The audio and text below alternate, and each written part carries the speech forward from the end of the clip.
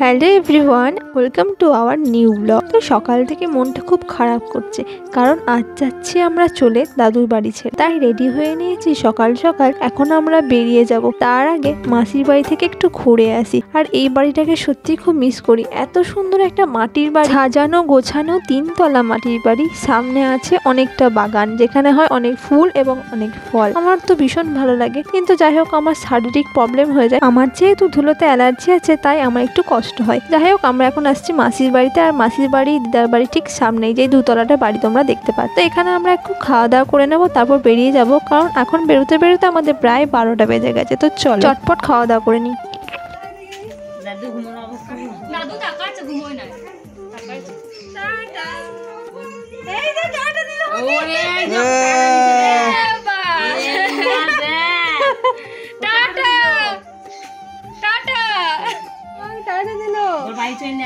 Tata দিল তো বাড়ি চললাম দাদু,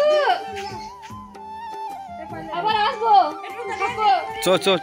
তোমরা হয়তো অনেকেই ভাবতে পারো আমার দাদুকে কেন নিচে শুয়ে রাখা হয়েছে। কারণ দাদুর খুব পরিমাণে শরীর খারাপ, মানে দাদুর পুরো বাঁ দিক একদম প্যারালাইসিস হয়ে গেছে। তো দাদু তো উঠতে দাঁড়াতেও পারে না, আর কারোর সাথে কথা বলতেও পারে না, আর কাউকে চিনতেও পারে না। তো যেহেতু আমি দাদুকে টাটা দিয়েছি, আর দাদু আবেগের বশে হয়তো টাটা দিয়েছে আমাকে, তো সেটা আমাদের বেশ ভালো লেগেছে। দাদু তো কারোর সাথে কথা বলে না, তো টাটা তো দিতে পেরেছে। যদিও হয়তো অনেক কিছু বুঝতে পারে, কিন্তু বলতে তো আর পারে না। তো চলো এখন আমরা টোটো করে বেরিয়ে পড়েছি। আর এদিকে মা কালী মন্দিরে দাদার বৃষ্টি প্রণাম করছে। আর আমি যেহেতু জুতো পরে হাত ধুইনি, তাই আমি আর প্রণাম করতে পারিনি। তো টোটো থেকে নেমে আমরা ডিরেক্ট বাসের মধ্যে চেপে পড়েছি। আর বাসে প্রথমে আমি জায়গা পাইনি, কারণ বাসের মধ্যে ছিল খুব ভিড়, আর একদমই বসার জায়গা ছিল না। আর প্রথমে একটা জায়গা পেয়েছিলাম, তো সেটা বৃষ্টিকে চাপিয়ে দিয়েছি, মানে বসিয়ে দিয়েছি। আর আমরা স্টেট বাসে করে বাড়ি যাচ্ছিলাম, কারণ লোকাল বাসে গেলে আমাদের বেশ দেরি হয়ে যেত। যাই হোক কিছুক্ষণ দাঁড়িয়ে থাকার পর আমিও অবশেষে সিট পেয়েছি, তো আমি বসে পড়েছি ওখানে। যেহেতু আমরা স্টেট বাসে এসেছি, তো খুব তাড়াতাড়ি আমাদেরকে বাস স্টপে নামিয়ে দিয়েছে। তারপরে বাস থেকে নেমে আমরা একদম চলে যাচ্ছি স্টেশনে, কারণ আমাদের বাস এখন দাঁড়িয়ে তালতলাতে। আর এখানে ব্রিজটা দেখতে বেশ ভালো লাগে, এটা কিন্তু রেলের ব্রিজ। আর এইদিকে বেশ নদীতে জল যাচ্ছে, এটা দেখতে তো বেশি ভালো লাগে। তো চলো এখন টোটো করে আমরা চলে এসেছি প্ল্যাটফর্মে।